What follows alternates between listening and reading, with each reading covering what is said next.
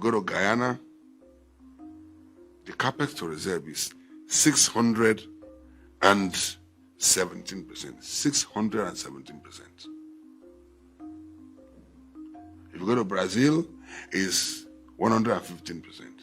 If you go to Mozambique in Africa, it's 92%. If you go to Angola, it's 46%. If you come to Nigeria, 5%. If we do not do whatever we can to attract investments, the crude oil deficit we have here will be a souvenir not seen by you and I that will translate to nothing in the next few years.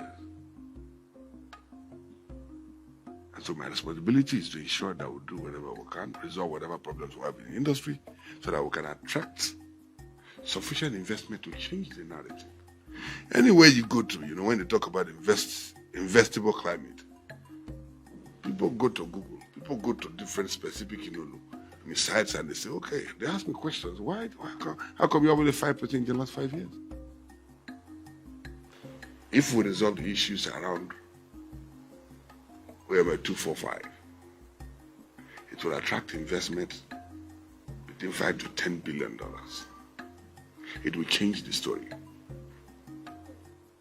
So anytime somebody wants to invest, when we go for canvas, when we go to canvas for investment, people will say, oh, Nigeria is not attracting investment.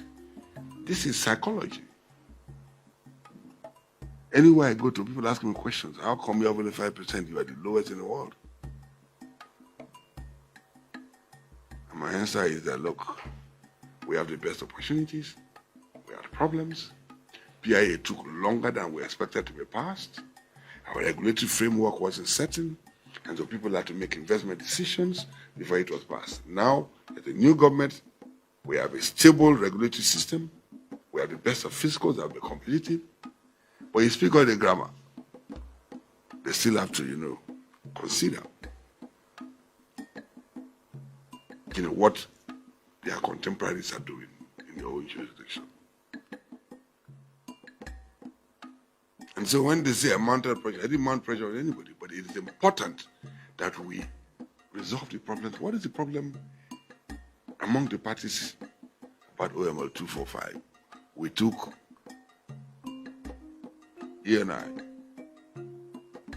and other people, including Malabu and others, to court in different countries.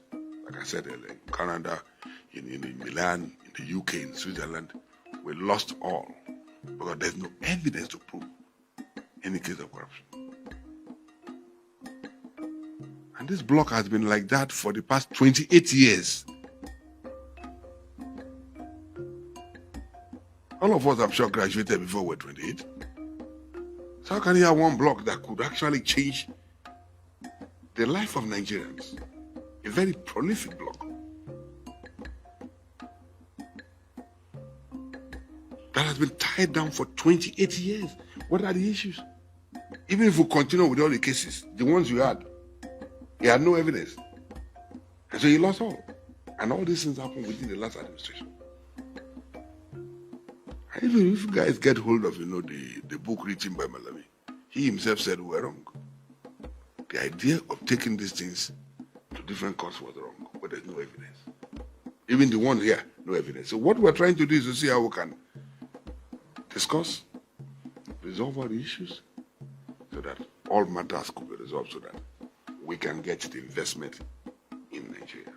The president has nothing to do with it, apart from giving us, the order to say, go and resolve the matter. Nigeria needs investment.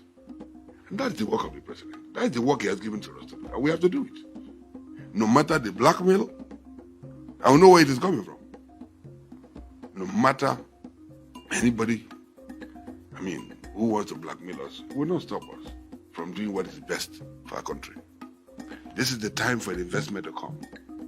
This is the time for us to change the narrative. And we'll stop at nothing to ensure that that happens for the benefit of all Nigerians. And if you have any, if they had come to me, I would have given them the true facts. Let them show you the agreement. There is no agreement as we speak. No agreement that they said there was an agreement signed, and then after they went to Paris. There was nothing like that. Absolutely nothing like that. That is a lie from the pit of hell.